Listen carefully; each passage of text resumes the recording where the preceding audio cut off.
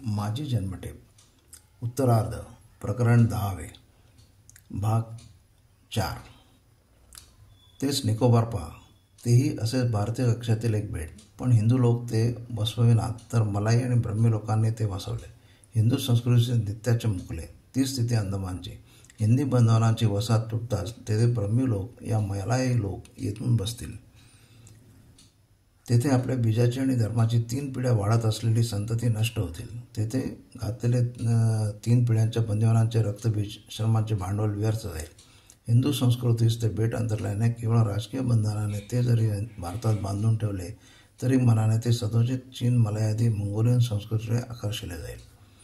राजकीय महत्त्वही तुम्हास विंदित आहेस. ही बेटे भावी भारताची वैमानिक आणि सामुद्रिक नाकी होणार आहेत. तेथे हिंदू संतती वसेल तर ती शरीरानेच नव्हे तर आत्म्यानेही तुम्हासच चिकटून राहतील. भारत सिंधूद्वारी प्रेमाने पहारा देतील. जितके महत्त्वाचे भवितव्य आज तुम्हा गृहिणीत पतीत दंडित म्हणून टाकाऊ ठरलेल्या लोकांच्या हातात आलेले आहे. तुमच्या आयुष्याचे साफल्य होण्याची अशी सुवर्णसंधी दवडू नका.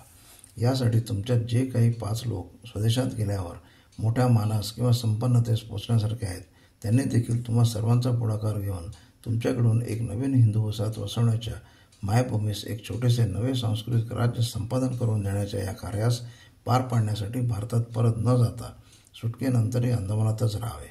एका आयुष्यात साफल्य प्राप्त करून घेण्यास हे ध्येय पुरे आहे. प्रत्येक स्थळी असे कोणी ना कोणीतरी प्रचारक पुरस्कार आणि पुरोगामी लोक ठाण मांडून बसण्यास आणि तेथेच खपून जाण्यास हवे असतातच.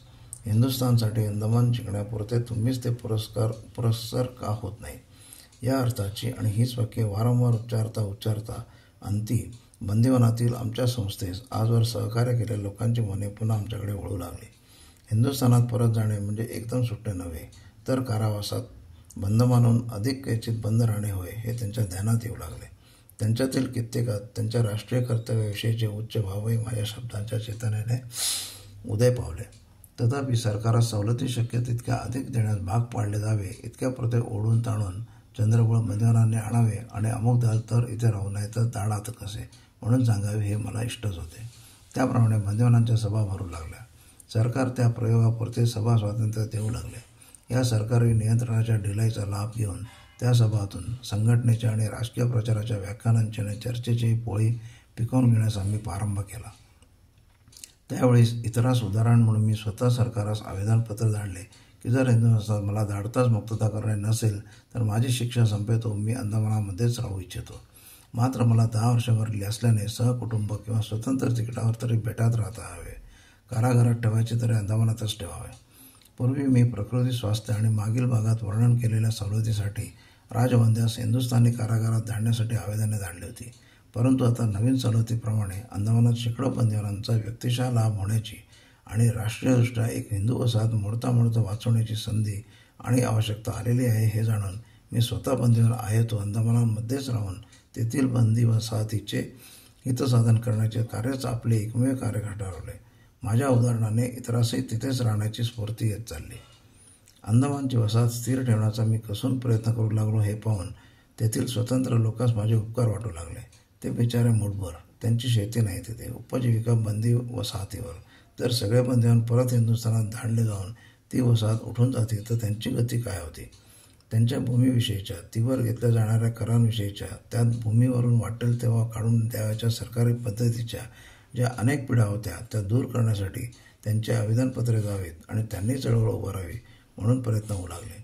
बंदिवानाच्या म्हणण्यात नेहमी येई स्वतंत्र होऊन तरी काय? त्यामुळे स्वतंत्र होण्यात लाभ आहे हे सिद्ध करण्यासाठी जरी सरकारास स्वतंत्राची काही व्यवस्था लावणे भाग होते त्याचा लाभ पुरेपूर घेण्यासाठी चळवळ अवश्य होती. त्यांच्या काही पुढाऱ्यांच्या आणि माझ्या अप्रकट भेटी होत. त्यांची आवेदनपत्रेही मी निरीक्षण आणि सुधारून देई. त्या वर्षी राजकारणाचा मुख्य विषय म्हणजे खिलाफत आणि असहकारिता हा होता. आमच्या सभातून चर्चेतून आम्ही या दोन्ही गोष्टींचा निषेध करीत असो. हिंदुस्थानात लोकमान्य टिळक वारताच खिलाफत आणि असहयोग या चळवळी जोरावल्या. कोणी असामान्य पुरुष निवर्तला असता तो धक्का निसर्गाला देखील सहन न झालासा होऊन मोठमोठाले अशुभ झंझावात आणि रोगांच्या साथी जगतावर सुरू होतात असा एक पुरातन समज आहे.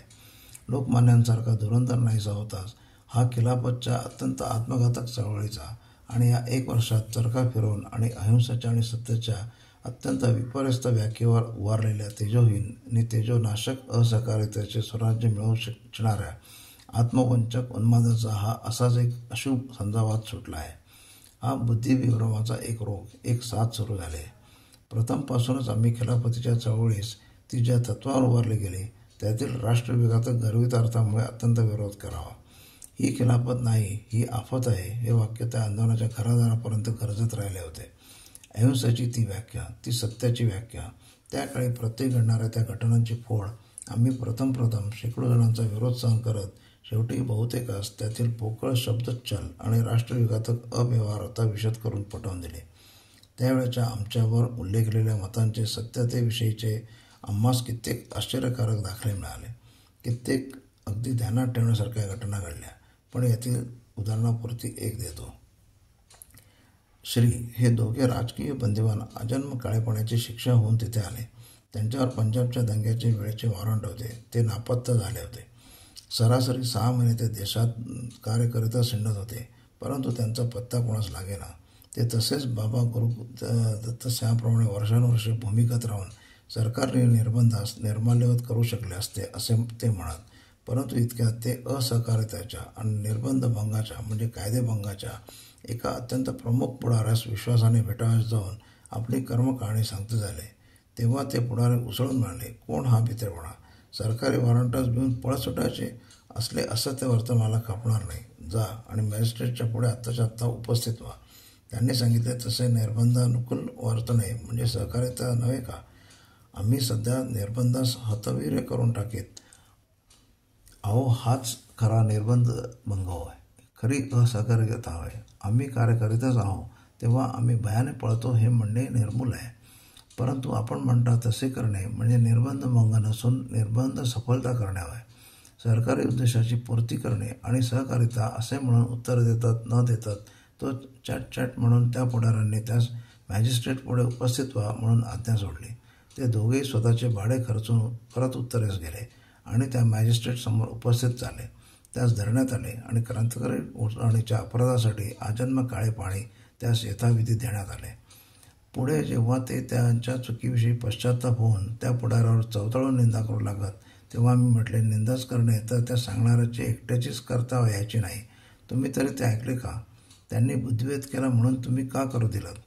प्रतिसहकार आणखी 1-2 वाक्य दिले असता त्यावेळेच्या इतर सर्व गोष्टी न देताही माझ्या तत्कालीन विचाराचा आणि प्रचाराचा निष्कर्ष दर्शवता येईल. मी या विचाराविषयी म्हणावे. आम्ही क्रांतिकारकांनी प्रथमपासूनच हे तत्त्व ध्यानात ठेवावे की खरे राजकारण म्हणजे हे सहकारी नसते आणि असहकारीही नसते, तर ते प्रतिसहकारीच असते. नीतिदृष्ट्याही ते तसेच असले पाहिजे. जर सहकाराने प्रश्न सुटत असेल तर विपक्षाशी अवश्य सहकार करावा. जर सहकार नाही तर असहकार. तो केव्हा निशस्त्र स्वरूप धारण करतो केव्हा सशस्त्र, आणि तो निशस्त्र विरोधही तात्पुरताच असला पाहिजे. असहकार हे तत्त्व नव्हे, तो एक तात्कालिक उपाय आहे. सर्व मनुष्यमात्रांनी सहकार करावा हेच खरे ध्येय होय, आणि तो सहकार परस्परांनी परस्पर हितास अनुकूल असा करावा किंवा करणे भाग पाडले जावे अशा स्वरूपाचा राहणारा असल्याने त्यासच प्रतिसहकार किंवा प्रतियोग म्हणतात. असहयोगाच्या चळवळींचा सरडा कोणत्या कुंपणापर्यंत धावून जाईल आणि खिलाफतीच्या परिणामाने मुसलमानांचे राष्ट्रविघातक धर्मवेळ किती भयंकर पेट घेईल हे भविष्य मी माझ्या सर्व सहकारी आणि सहभागी राजबंध्यांमध्ये आणि बंध्यांमध्ये वारंवार वर्तवून ठेवी. प्रकरण 10 संपले.